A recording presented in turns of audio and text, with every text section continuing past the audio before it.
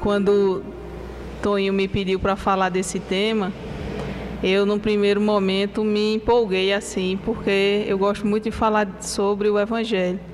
Mas aí depois, quando eu vi que bem-aventurados os puros de coração, eu digo, eita, porque a gente às vezes fica com vergonha quando vai falar de certos temas, né, de certas colocações que Jesus nos trouxe, de certos ensinamentos que a doutrina espírita nos dá, e falar de algo tão profundo quanto o bem-aventurados os puros de coração, que segundo nos diz Jesus, no capítulo 5 de Mateus, bem-aventurados os puros de coração, pois que verão a Deus. E aí eu fiquei imaginando ver a Deus, esse ver a Deus, porque Jesus colocou essa sentença. Porque nenhuma sentença das que ele nos trouxe é gratuita, não foi dita por dizer. Então Jesus nos coloca a questão de ser puro de coração para ver a Deus. Mas nós não podemos ver Deus como a grande maioria pretende ver, no sentido propriamente dito da palavra, de ver, porque Deus não tem a forma como nós entendemos. E no Evangelho de João, se não me falha a memória, ele diz que Deus é Espírito, não se pode ver a Deus. Mas Jesus nos disse que, em estando puros de coração, nós veríamos a Deus. Qual é esse sentido de ver a Deus? E nós queremos ver a Deus, o Deus que a doutrina espírita nos orienta, como essa causa primária, como essa inteligência primeira, como este Pai de amor. É esse Deus que nós buscamos, aonde Ele estaria para que nós pudéssemos ver. Mas para poder ver a Deus, nós temos que primeiro estar puros de coração. O coração, nas colocações da Bíblia, ele é levado em conta como algo essencial, importantíssimo. Como se tocasse o cerne do ser, como se fosse a fonte dos pensamentos, da memória, dos sentimentos, das decisões. Em Provérbios, nós encontramos Provérbios 4:23, que diz assim: vela com todo cuidado sobre o teu coração, porque dele jorram as fontes da vida. Então a gente entende essa importância. Esqueci o... Agora que eu lembrei, olhei o relógio. Porque senão eu vou passar até 2 da manhã falando e aí vocês não vão querer isso, né? Então, voltando ao coração, nós temos como algo puro, ou como algo essencial. E Jesus fala dessa pureza, mas Ele está nos falando de uma pureza interior. É essa a grande diferença de entender a pureza para se ver a Deus. É a pureza de um coração destituído das mazelas morais, das imperfeições. É aquela busca do melhoramento.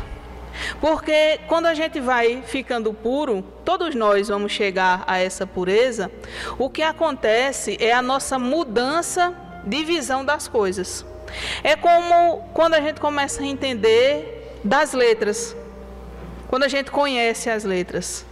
Antes de nos alfabetizarmos, nós olhamos uma placa e a gente só vê, não entende o que está ali, vê os símbolos, às vezes vê a figura e não entende. Mas quando nós aprendemos quais são as letras e aprendemos a juntá-las, nós começamos a entender o que elas juntas representam uma palavra. Aí você junta mais de uma palavra, coloca um verbo no meio, aí tem uma oração, aí a professora de português está olhando ali para mim, não é assim mesmo, né? Então pronto, então tem um sujeito, um predicado, tem não sei o quê, e o negócio vai ficando difícil, porque você começa, a ter que entender não só a palavra em si, mas o que aquela frase quer dizer, o que aquele texto quer dizer. Então você vai estudando e os símbolos têm um sentido maior. Da mesma forma, quando nós vamos nos inteirando né, das leis de Deus. Vamos buscando o estudo, por isso que o Espírito de verdade nos recomenda a instrução. Porque a gente vai conhecendo, nós vamos estudando e vamos buscando nesse entendimento, né, entender melhor as coisas. Então, às vezes eu li um livro quando eu tinha 15 anos. E aí, quando eu vou lê-lo aos 25, ele faz um sentido totalmente diferente para mim. Isso aconteceu comigo quando eu li Nosso Lar. Eu li o livro Nosso Lar muito novinha. Não que eu não seja ainda novinha, mas era mais novinha.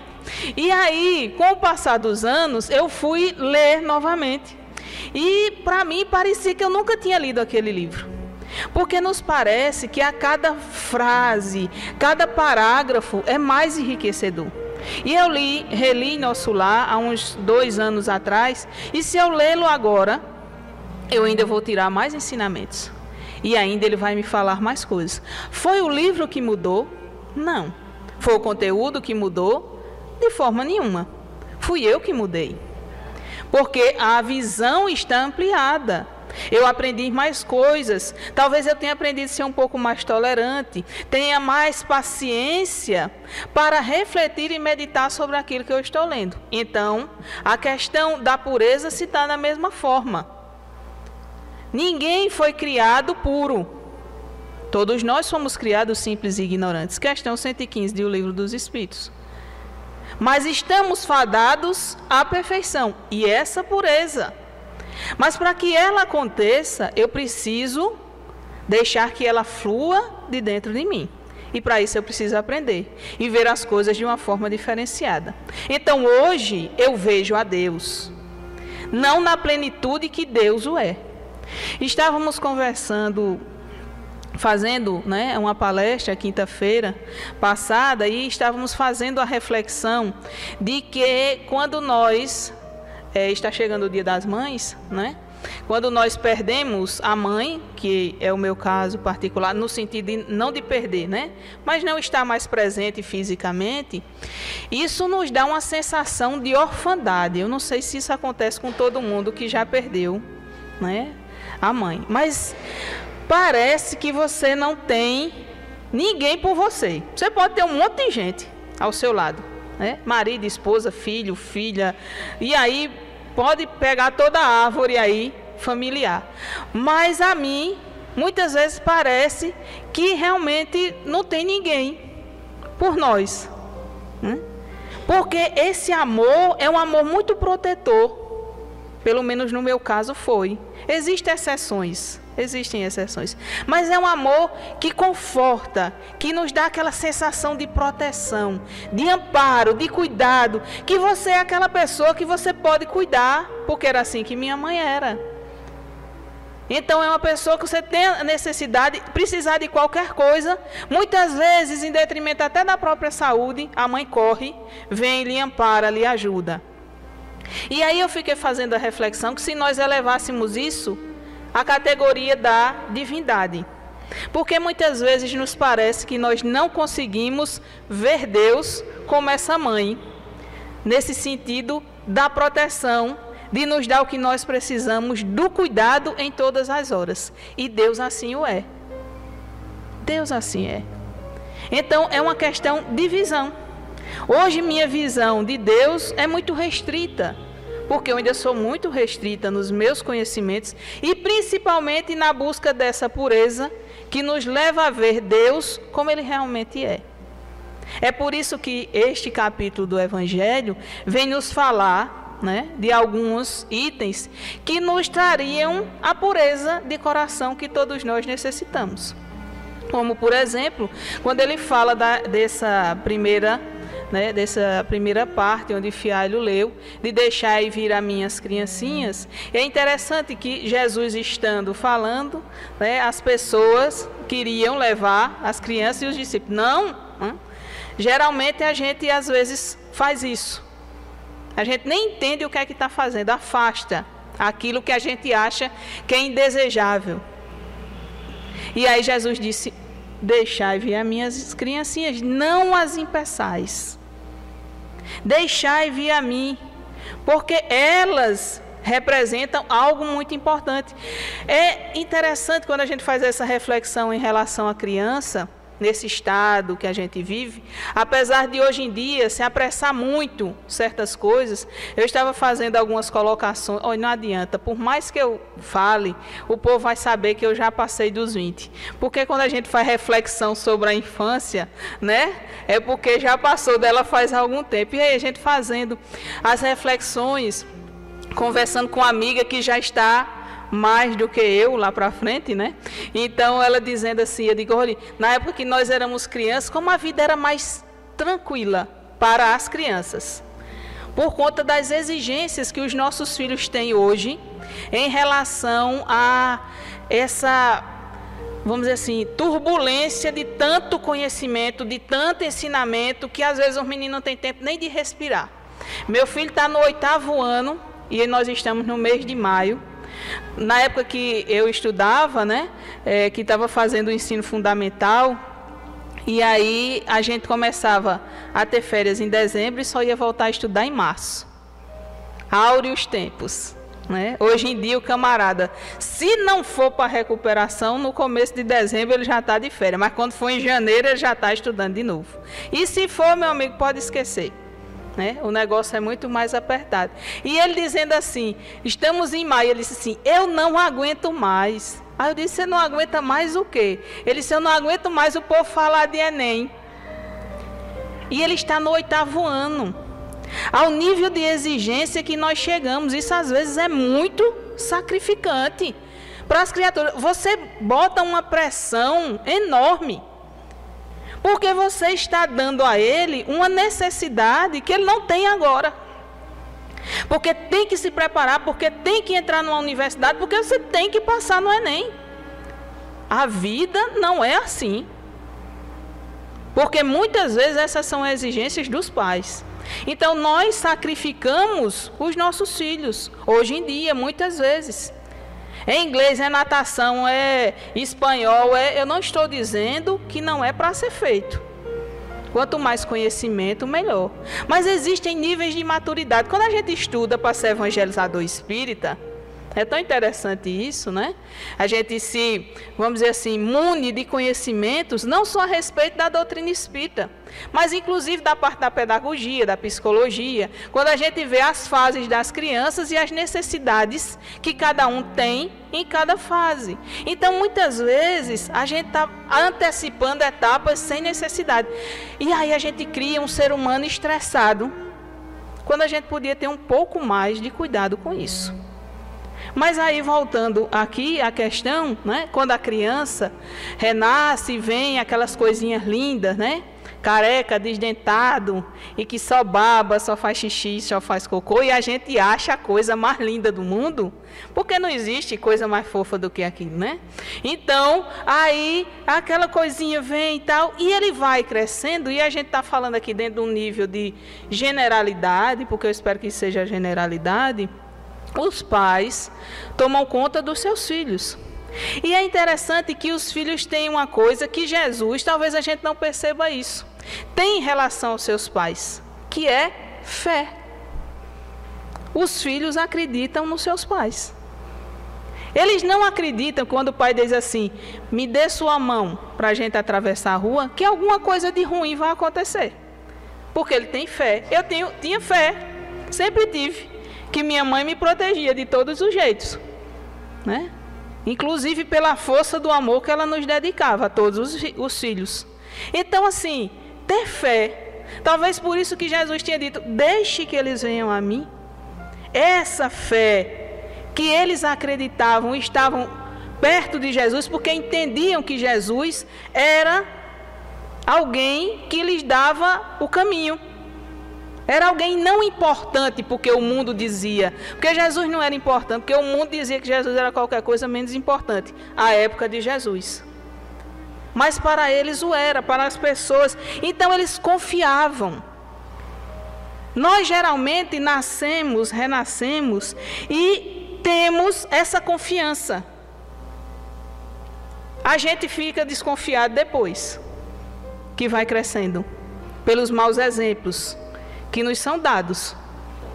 desconfiar dos outros, a gente nasce confiando. No desenrolar das nossas vidas, nós começamos a desconfiar, a gente não nasce assim. E aí a gente tem que voltar a isso, a questão de Jesus. Eles confiavam. E nós, para sermos puros de coração, temos que confiar, ter fé, o saber que Jesus é esse caminho, o saber que Deus supre as nossas necessidades. Isso faz parte da pureza de coração, porque muitas vezes parece irrelevante e chover no molhado. Mas se fosse chover no molhado, todo mundo já estava fazendo. E a grande maioria parece que não vive assim. A gente estava conversando ali, antes de começar a reunião, e a gente falando das questões que às vezes são... a gente diz... E não presta atenção no que ela está dizendo. Às vezes a gente diz assim, ô Senhor, me protege. O Senhor me protege, né? O Senhor dá força para eu saber que o Senhor está me protegendo. Às vezes é essa a grande questão. Porque Ele está ao nosso lado. Constantemente. Outra coisa que a gente precisa entender, quando Jesus se refere às crianças, pela própria naturalidade e espontaneidade, porque a criança é extremamente espontânea. A gente depois é que vai criando as máscaras. E a gente vai ficando polido, vai ficando a aparência e não a espontaneidade. Criança diz o que pensa. Aí depois, né, pela educação, a gente vai dizendo assim, não, você não pode dizer isso. É como uma amiga nossa uma vez disse, que ela tem um conhecido e o filho dela pequeno chegou, né, e olhou assim, aí disse, mamãe, por que é que tio fulano é tão feio na frente dele? Isso é espontaneidade. A gente não diz, a gente diz por trás. Menino, fulano é feio que dói, né? Aí diz, mas na frente não diz, isso é espontaneidade. Não é que a gente vai sair dizendo aos meninos, você pode dizer que todo mundo é feio, né? Não é isso. Não é isso. Mas é uma questão de que a criança tem isso. E quando Jesus pede... que as crianças vão, é porque Ele está demonstrando que nós, para chegarmos a Ele, precisamos estar desarmados da nossa prepotência, da nossa vaidade, de muitas vezes esquecer que tudo que nós temos nos foi dado por Deus. As crianças não sentem isso. Elas não se acham donas do mundo. Então, por isso que ele diz que se você quer ser puro, tem que se assemelhar à criança. Não tem que ser ela, mas tem que se assemelhar a ela.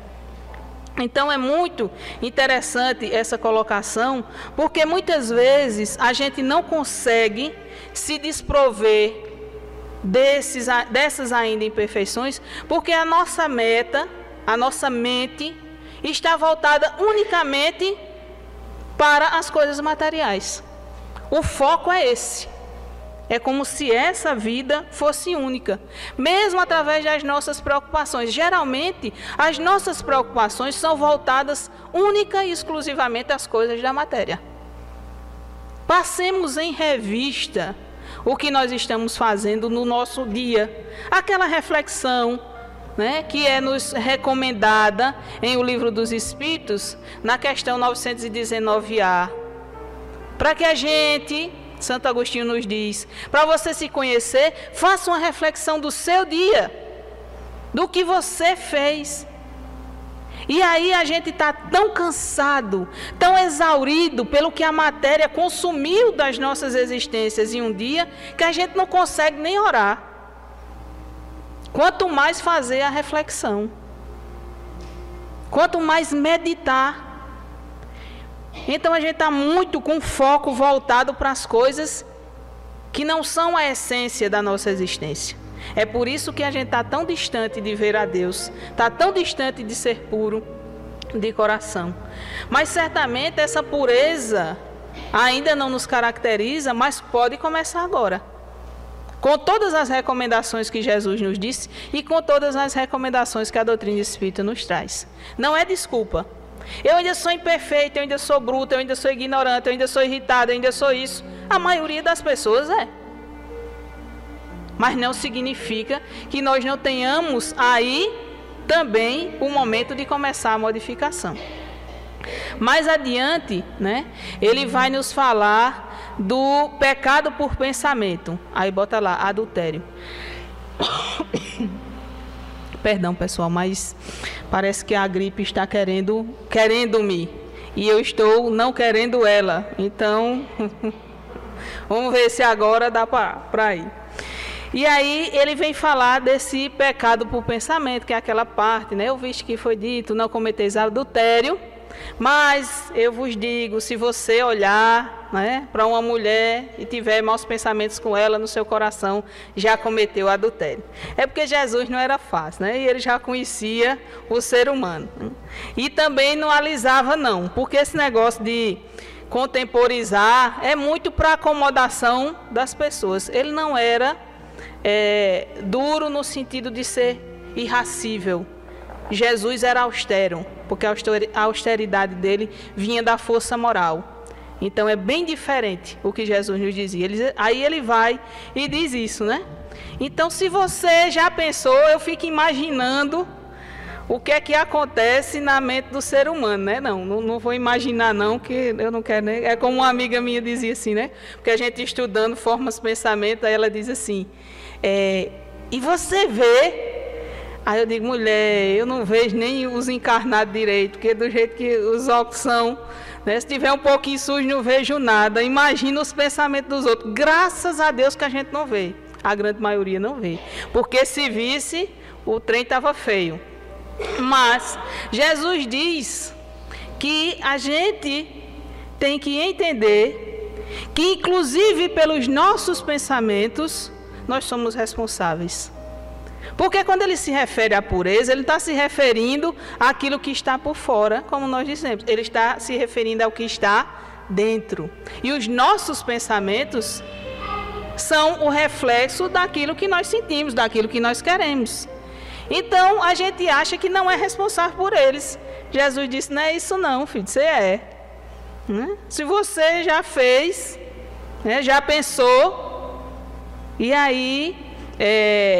eu fui procurar em algumas questões de O Livro dos Espíritos, quando Kardec trata do bem e do mal, ele faz na questão 641 o seguinte questionamento: será tão repreensível quanto fazer o mal desejá-lo?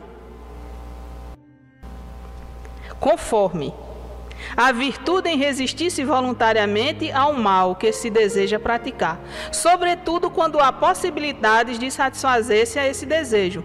Se apenas não pratica por falta de ocasião, é culpado quem o deseja. Pronto, você precisa comentar. É os meninos com preguiça lá no Evangelho, né? O Evangelho está tão claro, precisa comentar. É o seguinte, você deseja o mal.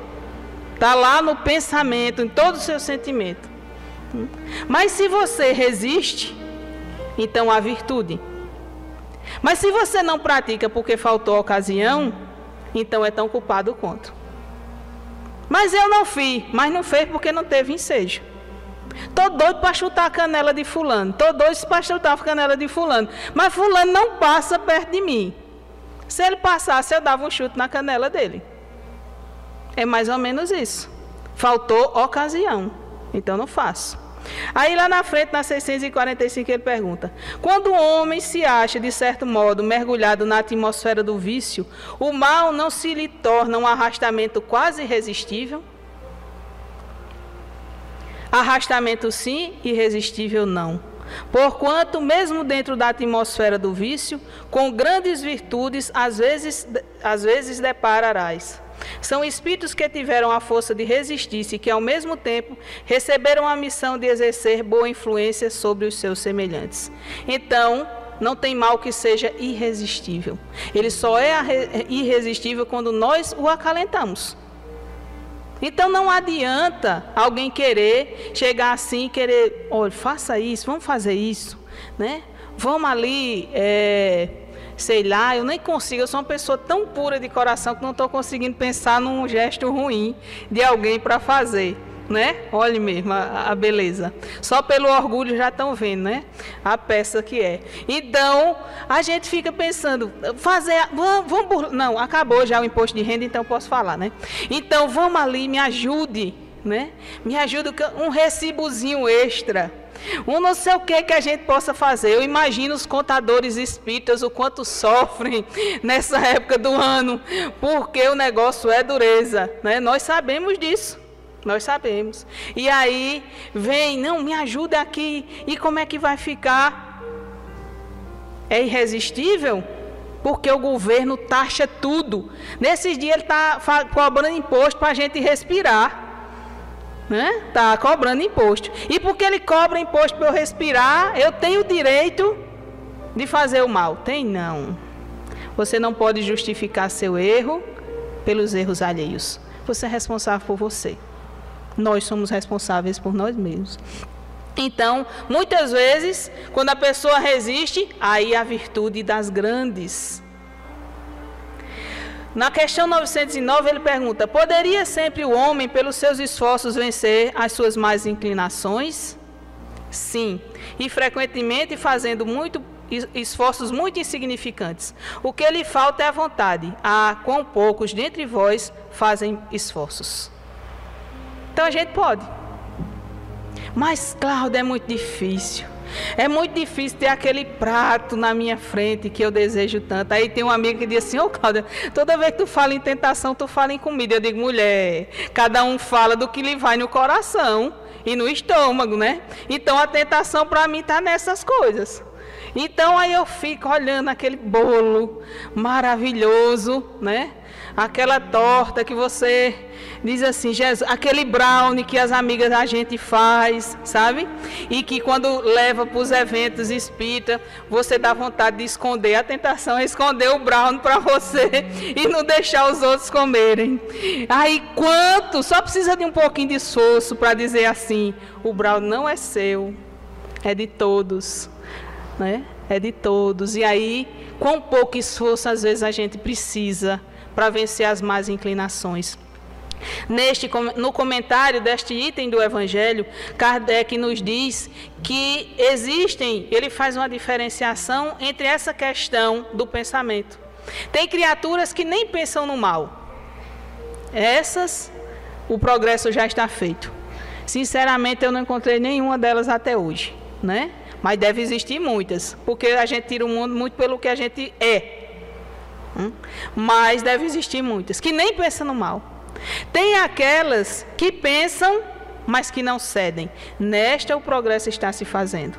E tem aquelas que pensam no mal e que adoram pensar no mal. Aí está o progresso por se fazer. Se apraz em pensar no mal, na vingança, no desejo de ver o outro se dar mal, né? No ódio, e assim todos esses pensamentos, entre tantos, que nos levam à queda, ao sofrimento, pela nossa própria invigilância.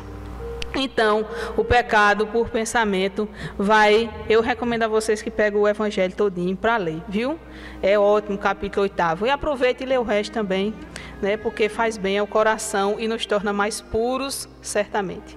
Ele vai falar da verdadeira pureza, que é aquela parte das mãos não lavadas. Todo mundo conhece, eu não preciso ficar aqui repetindo, porque Jesus trata do que é essencial. Jesus não veio para o mundo para tratar de futilidades, nem de perder tempo. Então Jesus não lavou as mãos e o povo foi reclamar. As pessoas que eram ligadas à aparência, às questões exteriores. Mas Jesus é um ser diferenciado. Ele conhece e enxerga o interior de cada criatura, o cerne de cada ser. Tanto é que ele nos conhece também. E ele não está afeito a essa exterioridade, a essas aparências, a superficialidade da conveniência, que muitas vezes nos caracteriza. Você tem que ter um traje tal para ir a tal lugar. Como se isso fosse dizer o quão importante você é. Eu fico vendo aqueles negócios lá no Congresso, e aí não é uma crítica, mas porque você tem que se vestir com a toga assim, tem que vestir determinado terno assim, porque senão você não é ouvido. O que é importante é o que você fala ou como você se veste. Você não é aceito por isso? Eu me lembro certa feita, eu não sei se eu já contei isso aqui, vocês não contam a ninguém não, que eu nem sabia que agora tem transmissão, aí o negócio fica feio, né? E aí, certa feita eu estava, porque geralmente quando eu já contei isso a vocês, né? Que eu venho fazer palestra, que eu vou fazer palestra em algum lugar, eu faço escova. Ou vocês acham, no cabelo, vocês acham que meu cabelo é sempre lindo assim, né? Não, não é. Então, aí eu vou para aparecer bonitinha na foto, para ninguém se assustar, não é verdade? E aí, certa feita, a menina estava fazendo lá minha escova e minha mãe, muito doce, olhou para mim e disse: isto é uma agonia, criatura. Para que tu tá ajeitando esses cabelos? O povo vai prestar atenção no que tu fala ou no teu cabelo. Aí eu disse, ela tinha razão, né? Aí eu calei a boca, mas como a cabeleireira não tinha nada a ver com isso, olhou para ela e disse: pois é, Cícera, se você está dizendo isso, mas imagine, Cláudia vai falar, aí toda descabelada, aí o povo vai dizer assim: Cláudia fala tão direitinho, mas está tão desarrumada, porque é a questão da aparência. É lógico que a gente tem que se ajeitar, aí eu vou continuar fazendo escova, viu? E continuar me ajeitando. Porque, afinal de contas, vocês não têm que me ver, né, pior do que eu sou. Se bem que eu sou linda. Mas, e aí não dá para ver isso. Mas essa aparência que Jesus está falando é dessa questão da superficialidade, dessa convenção, que as pessoas têm a necessidade de mostrar, sem ser. Essa é a pior parte. Então, ele está mostrando isso.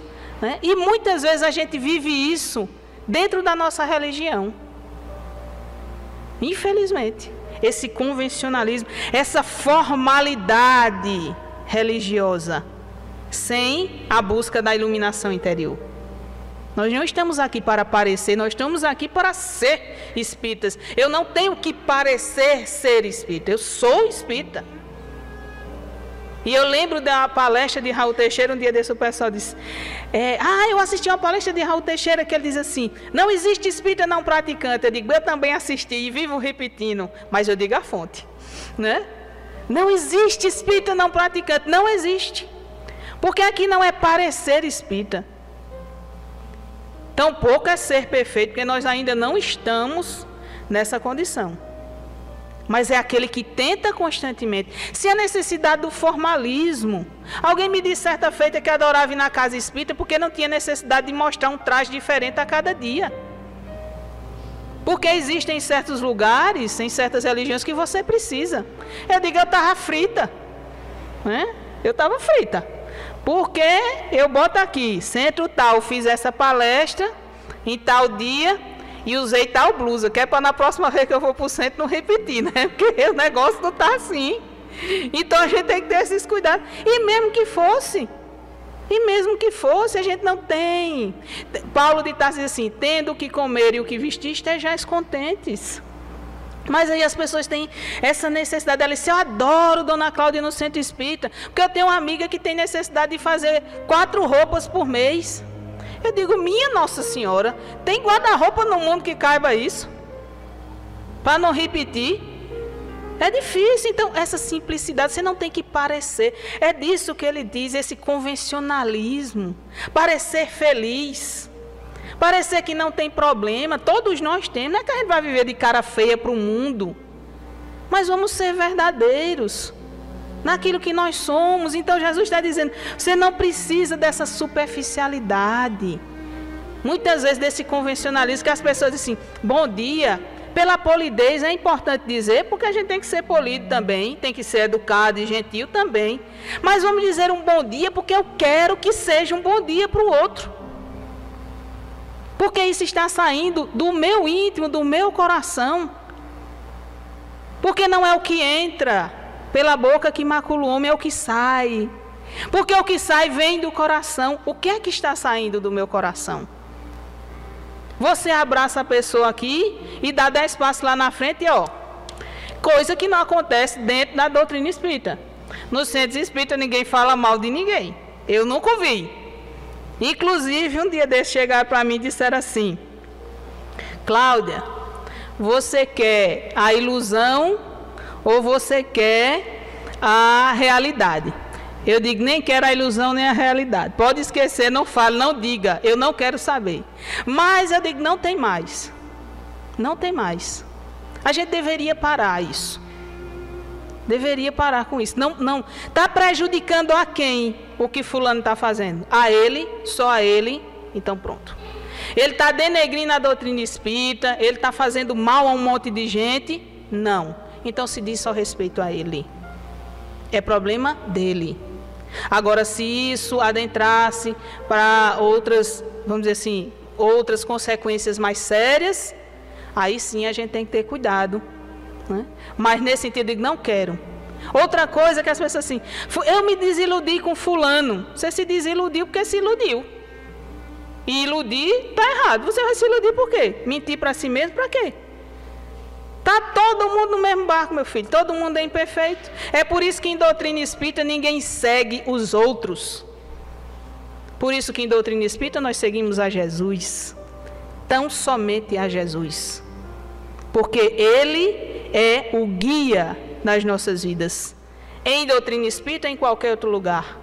Ele, somente Ele. Ah, porque fulano de tal, ah, porque ciclano, ótimo. Peguemos os bons exemplos e utilizemos. Mas fulano, ciclano, beltrano são falhos. E a doutrina espírita é maior do que as pessoas. E Jesus, esse sim é o nosso modelo. Senão, os espíritos tinham dito um monte de gente. Quem é o guia e modelo da humanidade? Quem é o paradigma que Deus nos ofereceu para servir de exemplo? Eu não me lembro de ter outro nome lá. Eu só me lembro de ter Jesus. É a questão 625 do Livro dos Espíritos. Então é esse. Porque muitos vivem da aparência. E isso não é ter pureza. E nós precisamos dessa pureza. Algo que não vai acontecer de uma hora para outra. Não vem de graça. A gente não já nasce assim, não. A gente precisa tirar as nossas imperfeições. E para isso, é muito trabalho. Deixar de ser egoísta, vaidoso, orgulhoso, de ter ressentimento. Porque enquanto nós carregamos isso dentro de nós, o melhor de nós não vai aparecer. É por isso que Jesus pregava. Não adianta a gente estar dentro das nossas religiões, vivendo a superficialidade. Isso aqui é para viver integralidade. Ser espírita é ser espírita. Cristão, 24 horas por dia. Inclusive quando dorme. Isso é uma responsabilidade. É isso que Jesus nos diz. Para a gente buscar. Cobrar a nós mesmos, não é dos outros. Porque a vida dos outros pertence aos outros. Nos responsabilizarmos por nós. Viver essa essência pura. Porque de superficialidade nós já vivemos existências outras. Agora é a hora de dar testemunho integral daquilo que nós abraçamos. Posteriormente, fala-nos neste capítulo do Evangelho sobre a questão dos escândalos. Coisa pouco comum em nossa sociedade hoje em dia. Mas o escândalo que as pessoas querem, aceitam como escândalo, que é, segundo a tradução do dicionário, aquilo que é causa de erro ou pecado, ou que resulta de um erro ou pecado, é um fato imoral, desde que tenha repercussão, desde que os outros saibam, isso é um escândalo. Se ninguém souber, não tem problema. Eu estava vendo alguma coisa, um filme, alguma coisa, e uma moça dizia ao pai dela que ela contou uma história a ele, e ela disse, eu lhe disse o que é verdade, mas você foi acostumado a viver na mentira, onde as coisas acontecem sempre, de todo sempre, mas que todo mundo sabe, mas ninguém fala disso. É escondido, se ninguém sabe não tem problema, mas esse não é o escândalo que nos interessa. O escândalo que nos interessa é a definição que tem no Evangelho, que eu acho uma definição sublime, quando Kardec vem nos dizer que o escândalo não é somente o que ofende a consciência dos outros, é também tudo o que resulta dos vícios e das imperfeições dos homens. Toda reação má de um indivíduo para com outro indivíduo, com ou sem repercussão. O escândalo, nesse caso, é o resultado efetivo do mal moral. Então é escandaloso falar dos outros. Mesmo que nós estejamos juntos, ninguém vai ser preso por isso. Mas é escandaloso, porque isso é um mal moral. É escandaloso pensar e ficar vibrando para os outros sofrerem, caírem. Isso é escandaloso. Mas ninguém sabe, só nós, os espíritos que nos circundam, o nosso coração sabe. Isso é escandaloso. Existem muitas coisas escandalosas que nós fazemos que nos afasta da pureza dos nossos corações, infelizmente. Que nos afasta da moralidade, não dessa moralidade superficial que os homens pregam, que muda constantemente, mas da moralidade cristã, que é a regra do bem proceder conforme as leis de Deus. Isso é moral. É interessante que Jesus coloca a parte dos escândalos no capítulo que fala da pureza de coração. E como ele conceitua esse escândalo é que é sublime. Porque todo ato que nós vamos gerar sofrimento ao outro, ou os nossos pensamentos não fazem isso. Quando nós pensamos negativamente em relação aos outros, a gente derruba um. Adoece as pessoas. Nós adoecemos a nossa sociedade pelos nossos pensamentos. Porque todo mundo fica nessa vibração de que nada vai dar certo, de que tudo está ruim, que o futuro é tenebroso. Quem disse isso? Se o Evangelho nos promete que este mundo de transição que aqui está será um mundo regenerado, um mundo de regeneração. Ou a gente é espírita ou não é. Ou a gente acredita nisso ou não. Ou somos otimistas ou não. O que estamos fazendo aqui?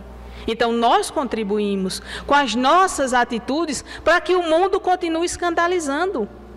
Ninguém venha me dizer que certos vídeos de música que passa na televisão não é um escândalo. É escândalo. Porque as pessoas acham que o nosso mundo tem que aceitar tudo, que está tudo bem, que tudo pode. Não, nem tudo pode.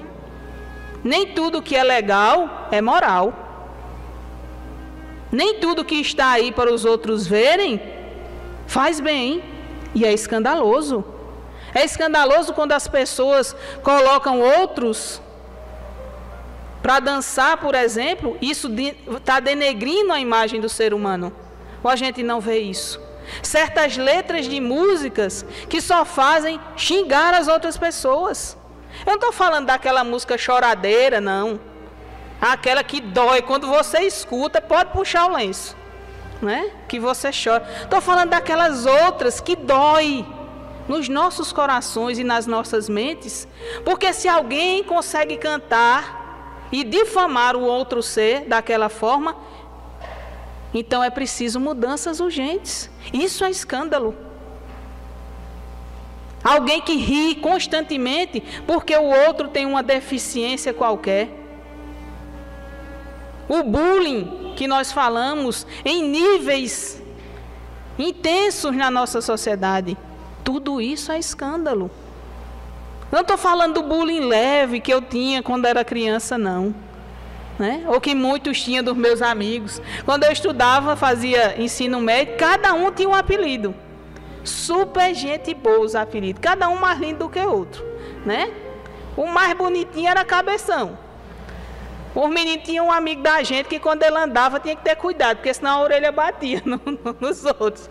E aí imagina, né? Dumbo era o nome simpático para ele.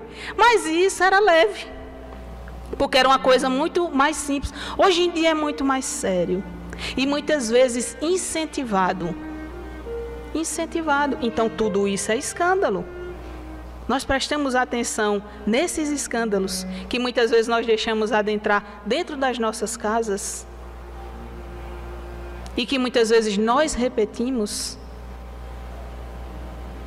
Todo o mal moral de uma criatura para o outro, todas as vezes que nós fazemos algo que prejudica o outro, isso é uma atitude escandalosa, pelos pensamentos, pelas palavras, pelas atitudes. Então Jesus coloca que para ser puro e ver a Deus, necessário é livrar-se dos escândalos, que muitas vezes nós ainda repetimos. E aí, deixa eu ver. Está na hora. Então, aí tem ainda duas mensagens, as instruções dos Espíritos. Deixai vir as minhas criancinhas, né, que tem uma mensagem sobre isso. E bem-aventurados aqueles que têm os olhos fechados. E aí a gente vai dizer assim, quer dizer que a gente não tem que ver o mal? Não. Mas evitemos comentá-lo, porque nós vamos ver. Inclusive porque ele ainda existe em nós. Comentá-lo e multiplicá-lo pelas nossas atitudes. Porque lá na questão 903, a resposta dos Espíritos a Kardec perguntando se nós podemos ver os defeitos dos outros, ele nos diz, depende. Você está fazendo isso com que intuito? É para divulgar? Então esqueça. Nós não estamos aqui para divulgar o mal dos outros. Estamos aqui para usar a indulgência, porque nós necessitamos de indulgência. Isso também é um indício de pureza. Ser puro de coração nunca vai dizer, nesse instante, que nós estamos perfeitos, isentos. Ah, fulano é uma docilidade, é amável, é isso, é aquilo. Tudo que a gente possa pensar das virtudes. Mas é alguém que tenta constantemente tornar-se tão simples, corajoso, com fé em Deus, nos ensinamentos de Jesus, para seguir até Ele, sem medo e sem prepotência, colocando-se no lugar de filho de Deus que todos nós somos, e abrindo os nossos corações e amando, começando um passo de cada vez. Essa é a pureza que Jesus nos conclama para vermos a Deus, o Deus em plenitude, o Deus de amor, que a cada um dos seus filhos deu a perfeição e potencialidade, e que nós, por sua misericórdia e sua bondade, chegaremos, um dia chegaremos, e aí veremos a Ele da forma mais sublime, como hoje não podemos ainda imaginar. Agradeço a todos vocês a paciência desta noite, e desejo a todos um ótimo fim de semana, e paz de Jesus a todos.